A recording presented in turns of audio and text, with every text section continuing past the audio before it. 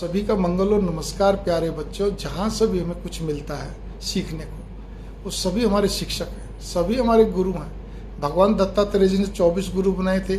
उसमें कीट पतंगे भी थे, जानवर भी थे, इंसान भी थे, पेड़ पौधे सब थे।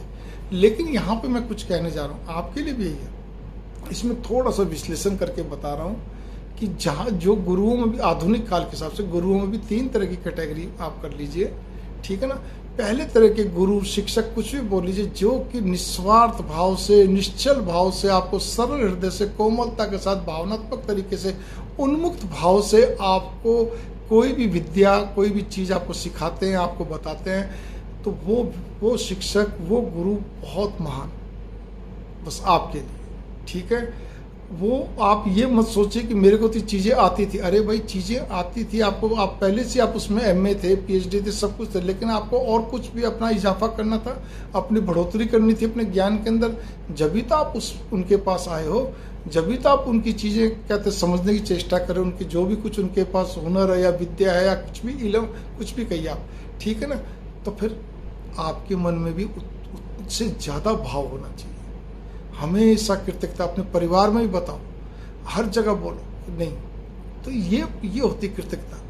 खाली मन में चुप्पे व्यक्ति की तरह रखने से भी कृतज्ञता नहीं होती। वो तो खाली अपने रख लेते, लोगों को क्या मालूम पड़ेगा। दूसरे तरह के जहाँ पे कि होते ही हूबहू ऐसे ही स्वभाव के, लेकिन उनके साथ पहले के साथ भी गृहस्थी होती है, लेकिन चलिए कोई बात नहीं, वो उसको कोई आपसे वो नहीं है, ठीक है ना, इच्छा नहीं है। दूसरे व्यक्ति को बस इतनी इच्छा कि बीच मेरे गृहस्थी चलने के लिए जितना जो होता है, थोड़ा थोड़ा जो भी कुछ उसको चाहिए वो आपसे चाहता है, लेकिन बड़े उन्मुक्त भाव से, खुले दिल से, हर तरह से आपको समझाता है। किसी प्रकार का भी दिल के अंदर कोई भी मतलब अपने सिखाने में, पढ़ाने में, समझाने में कटौती नहीं करता। उनके प्रति भी हमें पूर्णतया कृतज्ञ होना चाहिए हमेशा, इसमें कोई शक नहीं। तीसरे तरह के फिर शिक्षक होते हैं जो कि क्या कहते हैं, हम जहाँ गिव एंड टेक का मामला होता है, हमें उनके प्रति भी क्या कहते हैं बहुत आदर, आभार हमेशा प्रकट रखना चाहिए।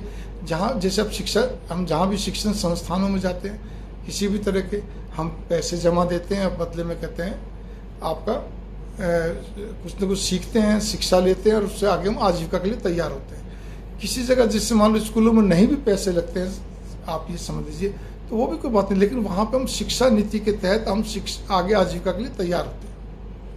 ये थोड़ा थोड़ा अंतर आप समझिए।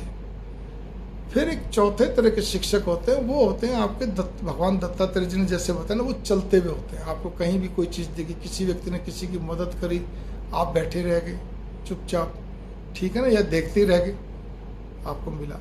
आपको फिर से समझ आएगी पेड़ कितने अच्छे होते हैं, पर्यावरण के लिए कितने अच्छे, छोटा पौधा हो बड़ा हो कितना अच्छा रहता है, आपको मिला।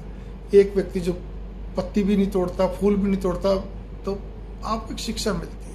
तो भावना मेरी है, वो चलते भी होते हैं, वो भी उनको मन में आप उनकी तारीफ करिए। जो आपको आजीविका के लिए तैयार करते हैं, उनके प्रति भी आपको हमेशा आदर भाव रखने चाहिए। और जो उपरोक्त मैंने पहले 2 तरह के बताए, वो तो हमेशा ही क्या कहते हैं आपके दिल में बसे रहने चाहिए, जिसमें कि प्रथम व्यक्ति तो आपके लिए सब कुछ है, असली गुरु तो वही है। मंगल कामना। हालांकि प्रथम द्वितीय एक ही बात है, मंगल कामना। नमस्कार।